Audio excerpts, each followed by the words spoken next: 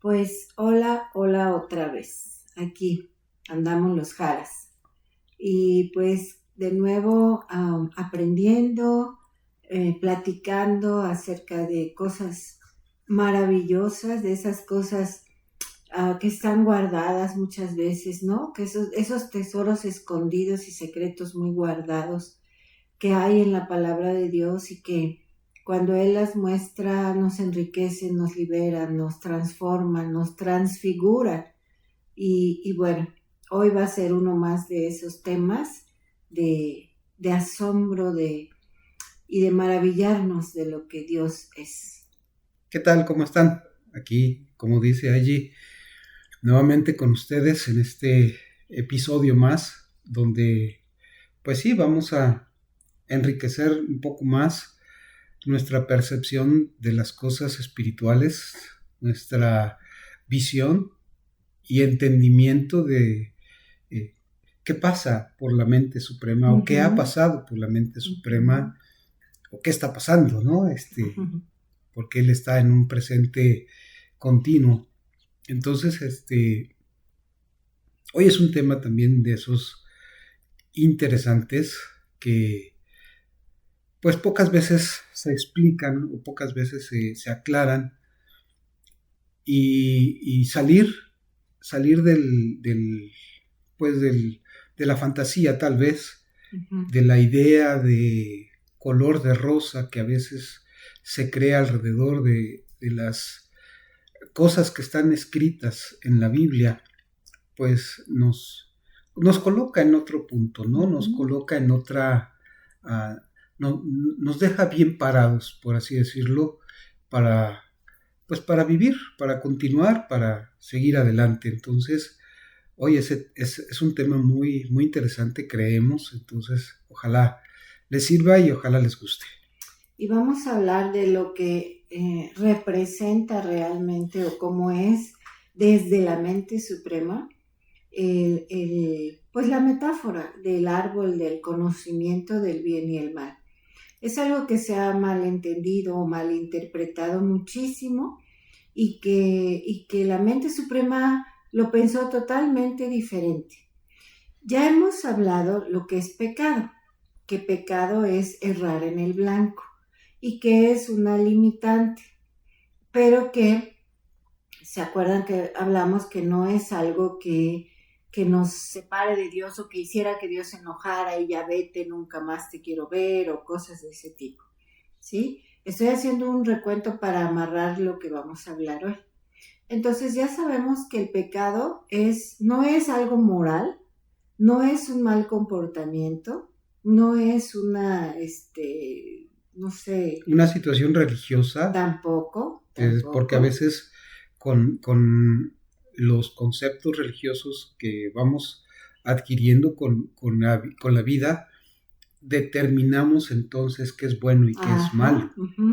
Pero en sí pecado dijimos que era errar en el blanco, es decir, salir de la forma original que Dios había dado para operar, digámoslo así, al ser humano y operar en otra forma, que es la propia, la diminuta, la equivocada, limitada. La limitada, exactamente. Ajá. Entonces, cuando hablamos del árbol del conocimiento del bien y del mal, no es bien y mal de que si te portas bien o si te portas mal. Otra vez, no es una moral religiosa, ni una moral social, ni una moral establecida por alguien. Exacto. Me explico, es cuando Moisés escribe este libro, que es el de Génesis, pues él no está en ese tiempo, solo está tratando de explicar lo que se le reveló, y para poderlo explicar ocupa elementos y ocupa referencias que hasta ese entonces solo él tenía.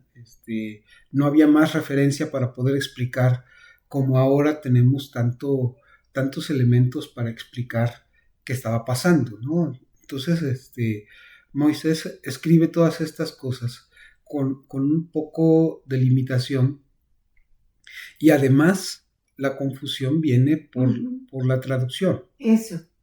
Sí, realmente yo creo que Moisés escribió bastante en esencia, como tú dices, no, no fácil, ¿no? No con Exacto, tantos recursos, pero sí en esencia, ¿no? sí, Porque el pueblo judío, o sea, el pueblo hebreo de hebreo, Dios, sí entendía claro, bien, pero la traducción es luego lo que nos distorsiona un no, poco. exactamente. Entonces, bueno, Moisés trata de explicar con elementos y con gráficas eh, una idea para poderla establecer y partir de ahí y tener un entendimiento más claro de cómo piensa la mente suprema. Así es. Uh-huh. Entonces, pues hoy vamos a hablar precisamente de eso. El árbol del conocimiento, la traducción dice del bien y del mal, pero en el original es árbol del conocimiento bueno y malo. Y ahorita vamos a explicar a qué se refiere eso, porque este concepto de bueno y malo es algo que el hombre determina, el hombre establece, según la cultura, según la época, según el idioma, según su contexto, el hombre determina esto. Uh-huh. Entonces vamos a tratar de explicar un poco a qué se refería Moisés cuando habló de esto y cuál era el plan original Uh-huh. de Dios al decirle a Adán, ten cuidado con esto. Sí, el hombre al principio, Adán y Eva, se acuerdan también que ya hablamos de que Dios emanaba Ajá. sus formas de pensar, la mente suprema emanaba su verdad, emanaba cómo son las cosas, emanaba el hecho de poner nombre a los animales, el objetivo de cada cosa creada, porque dice también que Adán labraba la tierra y bueno, de ahí comían. O sea, la mente suprema emanaba todo el proyecto, ¿no? Todas las, digamos, partes del Uh-huh. proyecto al hombre, para que en eso el hombre viviera. Pero al momento de que el hombre toma la acción de decir, a ver, yo creo que esto es de otra manera, Uh-huh. ese es el punto. Como tú dices, el hombre empieza a interpretar Sí, de acuerdo a su limitación, es su percepción. a su percepción limitada. Esa era la limitante. Sí. Empieza a tomar de ahí, de esa limitante, para evaluar las cosas. Tan es así que dice que Eva vio que el fruto era bueno y que era grato y que ahí empieza a cambiar. El hombre empieza a evaluar, por eso Dios le dice del conocimiento, de lo bueno y lo malo, porque el hombre empieza a evaluar, entonces lo que Dios dice no es tan cierto, porque a lo mejor sale mejor así la cosa, ¿no? O el hombre empieza a entrar en ese razonamiento pero equivocado, en ese razonamiento limitado. Y, y el árbol, ¿por qué un árbol? Porque representa algo como Conciencia. conciencia, ajá, como algo real, algo que existe, pero Dios les dijo, el día que de él comas, te vas a olvidar cómo soy yo. Te vas a olvidar de quién soy yo, te vas a confundir entre tu interpretación, entre tu pensamiento, entre tu criterio y lo que yo soy y lo que yo te he enseñado. Y por eso dice, te vas a olvidar quién soy yo, o sea, te vas a morir, que es lo mismo. Estar inconscientes de Dios es pues estar muertos espiritualmente, ¿no? Entonces es muy importante darnos cuenta que en ese momento no había tal cosa como un árbol, un tronco y hojas y una manzana o lo que fuera. No era tal cosa. Era el momento en el que ellos empezaron a interpretar. Es que esa es la base, la clave. Interpretar las cosas de una manera diferente a como Dios piensa. Por eso es fundamental regresar, buscar, conocer, experimentar, buscar esa revelación de cómo piensa la mente suprema, porque eso es volver al original, entre otras cosas. Entonces, es fundamental entender cuál fue el error, el errar en el blanco. Dejar de pensar como Dios piensa, dejar de ver las cosas como Dios las ve y le aumento al error. Además, interpretarlas interpretarlas como a mí me parece, en base a mi ego, en base a mi pasado, en base a mi conveniencia, porque eso fue lo que hicieron. Ellos no tenían pasado, ¿no? Pero sí una conveniencia o sí una comodidad, o eligieron, ¿no? Quisieron elegir entre Dios y pues no sé, a la mejor. Su forma de pensar. Ajá, su forma de pensar. Es que aquí viene el punto o el problema es, cuando nosotros empezamos a tomar decisiones en base a la subjetividad en la que nos encontramos. Ese es el punto. Porque dejamos de ser objetivos. Cuando Dios en Génesis le dice a Adán que no comiera del árbol del conocimiento, ni bueno ni malo, le estaba diciendo, no quieras experimentar, querer definir qué está bien o qué está mal. Y sobre todo desde la subjetividad. Exactamente.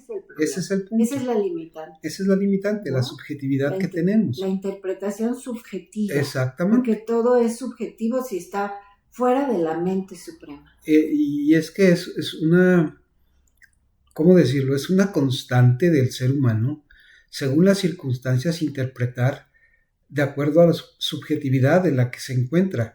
Porque muchas veces, y la Biblia lo menciona, ¿no? Ahorita vamos a tomar algunos ejemplos. Muchas veces interpretamos lo que está sucediendo y lo establecemos como una verdad. Uh-huh. Y decimos que así es. Uh-huh. Y con Dios pasa lo mismo. Leemos, uh-huh, interpretamos subjetivamente y entonces empezamos a decir que Dios dice que así es y no es cierto. Y queremos vivir a veces con una buena intención de hacer la voluntad de Dios. Queremos vivir aún en eso, pero no funciona o no me transforma o no me conecta con Dios porque es una interpretación subjetiva que yo estoy haciendo. Claro. Y ese es el problema. Y es que si nosotros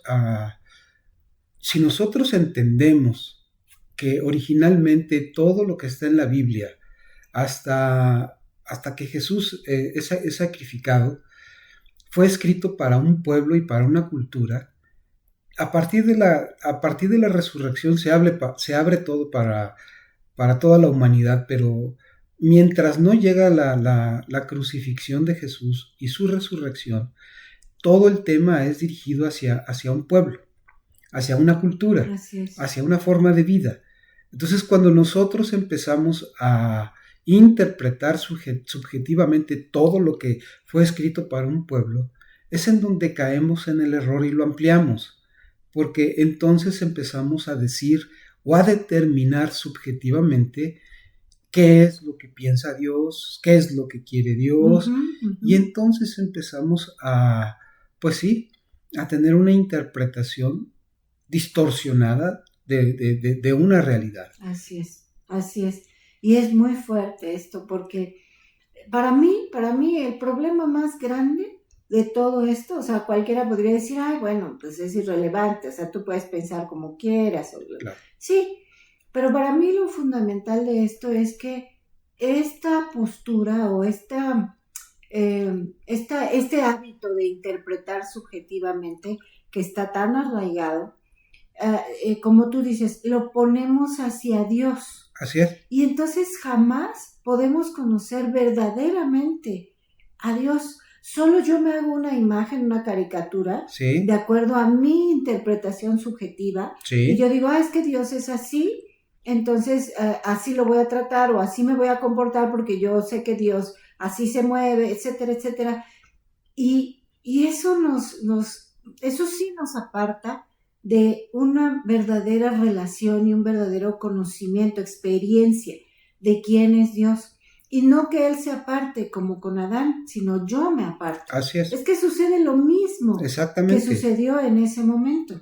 Sí. Entonces, es bien importante entender esto. Y yo lo quiero aterrizar un poquito para que veamos más o menos en el día a día cómo es que funciona. Por ejemplo, yo quiero poner el ejemplo de un hecho, que es un hecho inminente, es un hecho maravilloso, es un hecho lleno de compasión y de misericordia de Dios, que es la muerte. Sí. La muerte. Sí. Tanto de alguien cercano, de alguien lejano, la mía, la muerte en general, morirse, porque no existe otra cosa de la muerte más que morirse. Biológicamente. Exacto. Físicamente. Morirse físicamente, exacto. Para la inmensa mayoría de las personas es una cosa terrible. Es una tragedia. Cosa, ya sea que diagnostique a alguien una enfermedad terminal o que a mí mismo o que lo que sea. Cuando enfrentamos esta situación, es una cosa que nos llena de todo, de miedo, de tristeza, de amargura, de según sea la circunstancia, ¿no? De angustia. Que si se muere alguien que yo quería mucho, entonces me enojo, que si, no sé, en fin. La muerte en sí misma.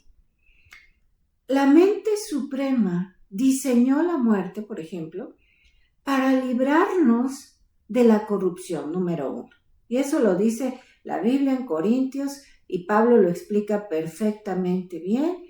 Entonces, para librarnos primero del estado de corrupción. Sí. Y esto es parte, fíjate lo que voy a decir, esto es parte de lo que hay en el árbol de la vida, que después vamos a hablar de eso. Después hablamos de ese árbol. El árbol de la vida provee las cosas mejores. Entonces, la muerte es el instrumento o es la acción más bondadosa de Dios, una de las más bondadosas, porque nos libra del estado de corrupción.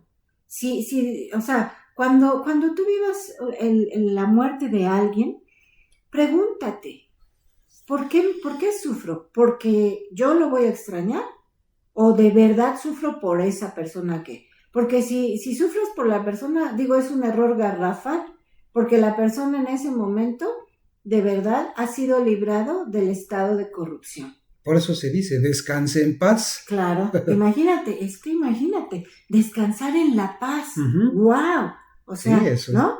Sin embargo, ¿cómo el hombre ha interpretado la muerte? Subjetivamente. Y fíjate, ¿y qué dice el ser humano de la muerte? Qué feo, qué triste, ya nunca lo vuelvo a ver. Me dejó, me quedó un vacío, cosas tremendas, porque esas palabras parecen sencillas, pero van generando en nosotros, porque ahí va la segunda parte, ¿no?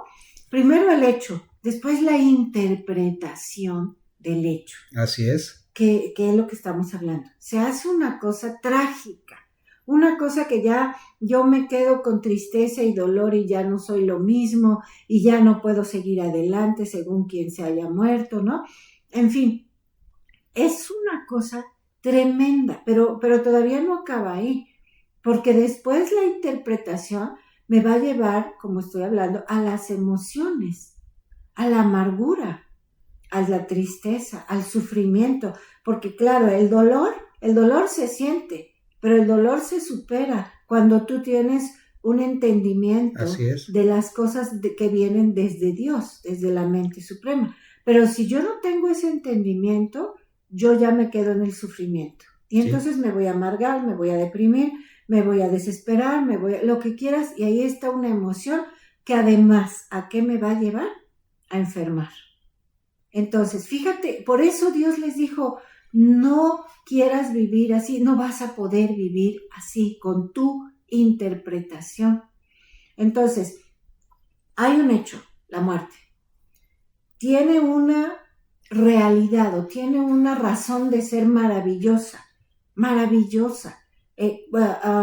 Se quita todos los límites para entonces fusionarnos con Dios se quita esa condición de enfermedad, de la corrupción, 1000 cosas. Es el traje de gala para la persona que lo ha experimentado. Pero cuando hay una mala interpretación, es una interpretación subjetiva, porque no es la verdad. No. Cualquier interpretación diferente a la mente suprema es subjetiva porque no es la verdad. Entonces, yo empiezo a tener emociones, emociones distorsionadas totalmente, que me llevan a una enfermedad. Fíjate todo el proceso que hay en ese errar en el blanco, en ese punto, en esa circunstancia. Ahora, no estamos hablando de insensibilidad, porque pues la separación de un ser querido pues siempre genera un poco de pues emoción física. El punto es no quedarse ahí. El punto es entender, como tú dices, y no interpretar subjetivamente lo que está pasando. Porque como dices, es una realidad, es algo que todos vamos a vivir, que todos vamos a enfrentar de una u otra manera. El punto es, ¿qué haces? ¿Qué haces tú con ese hecho real? Igual con todo lo que nos pasa en la vida. Por eso el árbol del conocimiento es un tipo de conciencia. Por eso el árbol representa una forma de pensar. Por eso Dios le decía a Adán, no quieras pensar de otra manera. Así es. No quieras interpretar subjetivamente las cosas. No quieras entrar a ese tipo de conciencia. Porque el día que tú entres a ese tipo de conciencia en donde tú determinas qué está bien o qué está mal, ahí es en donde empieza el problema. Porque como decías, la muerte, ¿cómo enfrentamos la muerte? Desde la subjetividad del acontecimiento, porque la muerte conlleva un contexto y en base a ese contexto determinas esto estuvo bien o estuvo mal. El punto es que la muerte nos libera de muchas cosas y entonces necesitamos entender, o más bien necesitamos dejar de interpretar subjetivamente ese acontecimiento y pararnos en una realidad. Dios determinó el tiempo, Dios determinó la hora y Dios determinó las formas. Así es.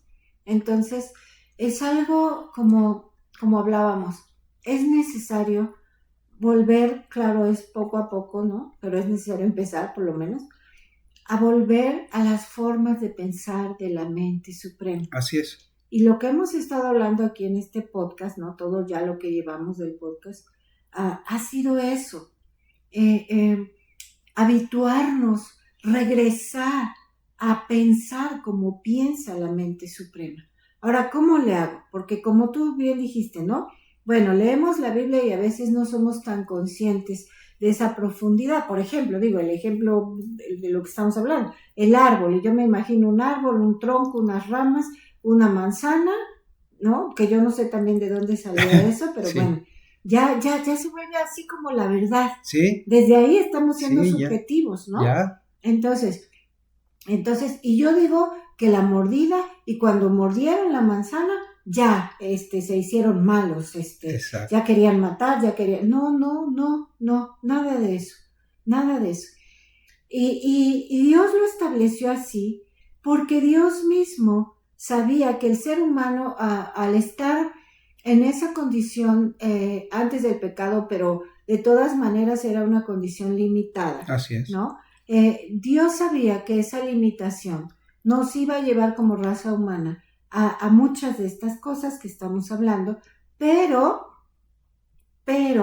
es muy claro desde el primer capítulo de Génesis que Dios estaba determinado a ayudarnos a restaurarnos en cuanto a esta situación, a manifestarnos las cosas como son, y tan es así que siempre Él habló las formas suyas. Por ejemplo, cuando sale el pueblo de Israel, sale de Egipto, y Dios viene al Sinaí y empieza a hablar de la naturaleza del ser humano. Así es. ¿No? Entonces, Dios siempre está proveyendo, pero podemos pensar, porque yo alguna vez lo pensé, yo dije, ay Dios, o sea, ¿de qué se trata? Primero va uno para abajo, ¿no? No, te vuelves corruptible y ahí andas pensando mal, interpretando mal, y luego ya quieres que volvamos y que no podía haber sido parejito, o sea, que no hubiera ese bajón, ¿no? Sí. De vete a interpretar mal y luego ya te regreso para que vuelvas a interpretar bien.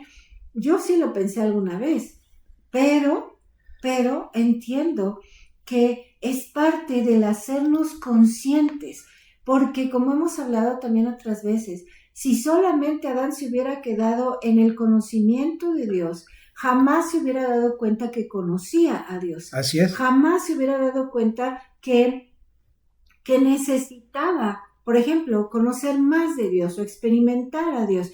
No hubiera podido desarrollar esa escala de valores, vamos a decir, ¿no? De Dios. Y se hubiera quedado, es como lo que hemos dicho, cuando estás en un cuarto con luz, nunca experimentas la oscuridad. Hasta que se apaga la luz. Exacto. Y si no experimentas la oscuridad, nunca sabes lo que no eres. Por ejemplo, como Adán. Adán nunca hubiera sabido que no es subjetividad, que no es interpretación, el ser humano. Nunca nos hubiéramos dado cuenta que no somos eso si toda la vida nos hubiéramos quedado en el Edén, nada más viviendo lo que Dios es. Uh-huh. Y es un tipo de ceguera y es un tipo de inconsciencia. O Así sea, es. Fíjate qué profundos somos, fíjate qué complejos somos, fíjate cómo es tener la imagen y la semejanza de Dios. Entonces, era necesario que nos diéramos cuenta de lo que no somos para saber, para emerger, para que emerja lo que somos. Esto es muy complejo y es muy profundo, pero es real. Entonces, no es que Dios estuviera jugando, es que Dios, por hacernos a su imagen, teníamos que experimentarlo todo, tanto lo uno como lo otro. Entonces, Dios ahora, desde el principio es que estoy diciendo, porque cuando en Génesis dice que Dios descansó, esa es otra metáfora, porque no está diciendo que Dios estaba cansado de tanta chamba de una semana, porque además ni fue una semana, fueron millones de años, ¿no? Sí.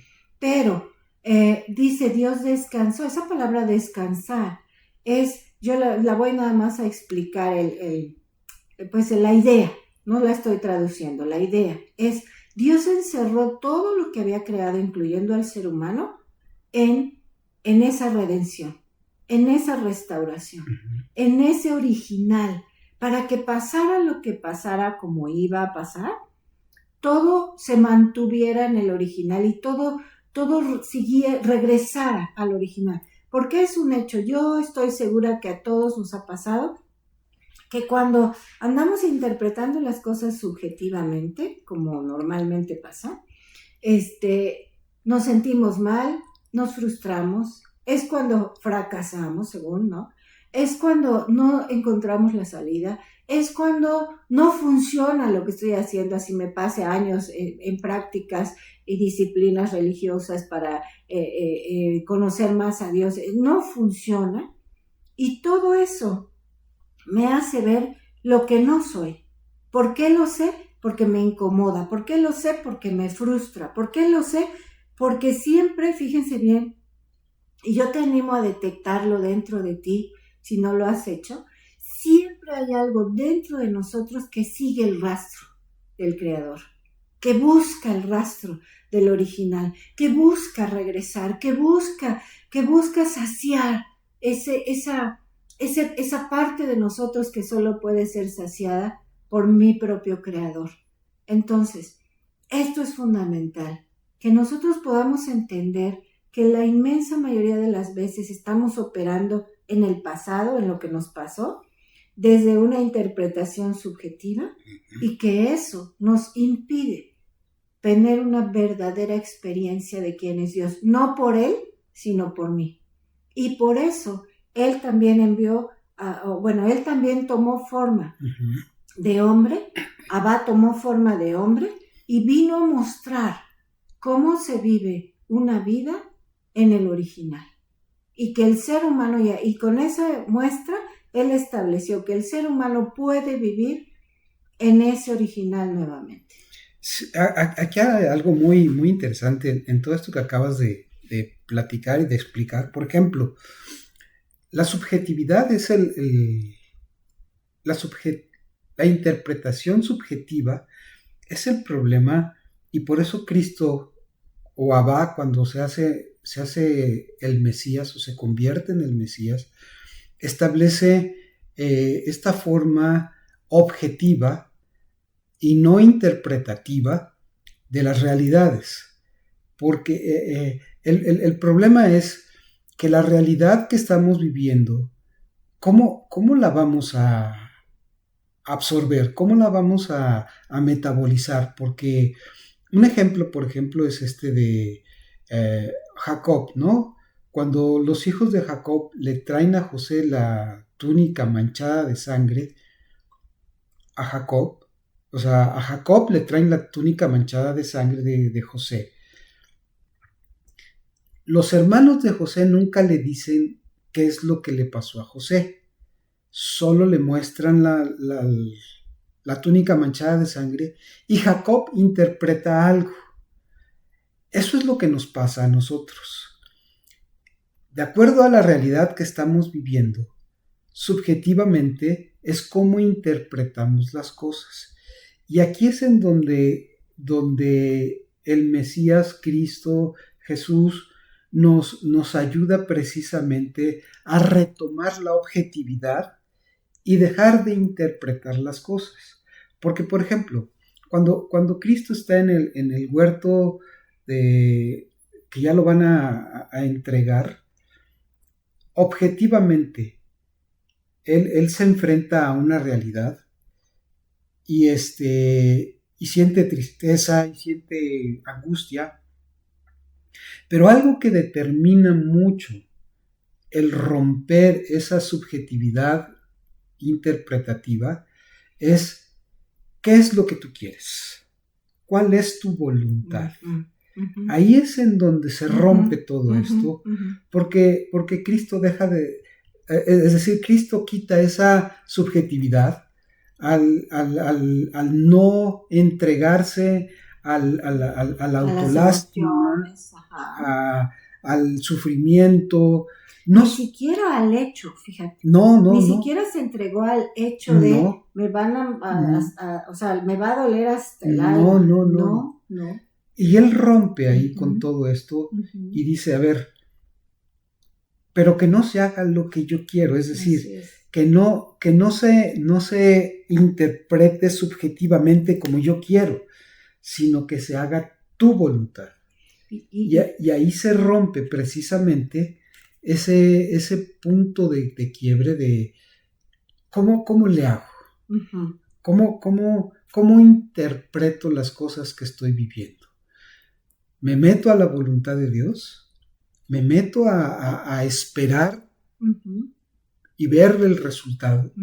Porque ¿qué fue lo que pasó con Jesús, con su muerte?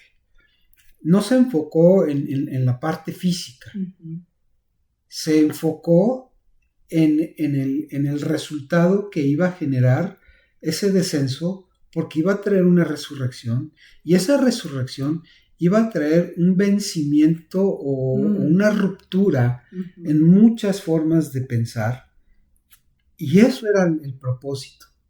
La idea era romper con algo y vivir una realidad objetiva. Así es. Por eso el regresar, o la idea de regresar al Edén, es decir, a ese estado de comunión con Dios, de conciencia, es dejar de pensar subjetivamente y seguir interpretando las cosas desde esa subjetividad. Así es. Y sí, o sea, esa es la clave, ¿no? Para regresar a caminar en esto, echar mano de la gracia y decir, a ver, estoy viviendo esto, Dios, ¿de qué se trata? Lo entiendo. Exactamente. O sea, mejor en vez de ponerle, no, es que es esto, es que aquello, y ahorita lo voy a resolver, y ahorita voy a... Y es que, ¿qué hiciste? ¿Te portaste mal? Además, no. ¿Eres tú o tus padres? Ya no estoy ya no estoy en comunión con Dios, qué pecado hice, Sí, etcétera, todo etcétera. eso, que es la culpa, por ejemplo, ¿no? Estoy Y todo interpretando eso, ahí el asunto. exactamente. Entonces, cuando enfrentamos algo, detente, calla la mente, calla tu interpretación y empieza a decir, Señor, ¿qué es todo esto? ¿Qué me quieres mostrar? ¿Qué quieres que haga? ¿Cómo me muevo en esto? No sé cómo hacerle.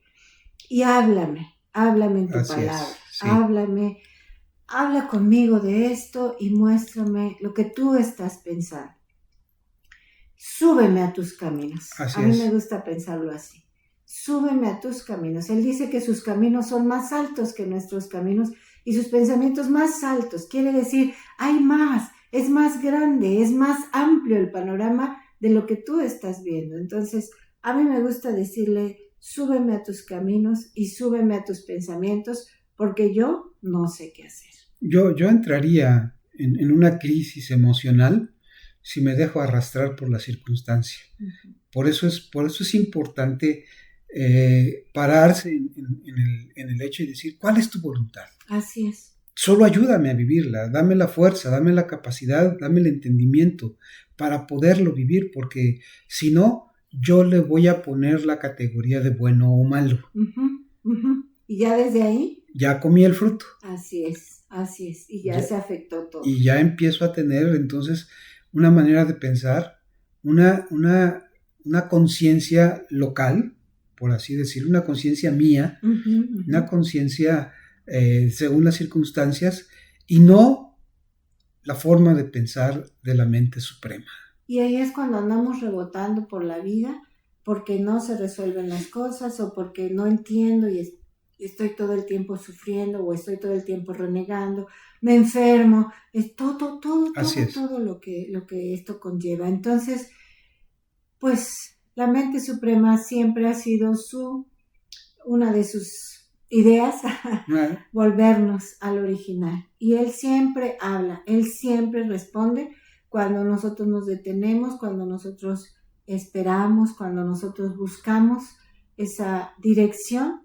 Y las cosas, aunque a nuestra mente parezca una locura, pero las cosas cuando se hacen desde su perspectiva son totalmente diferentes y son perfectas.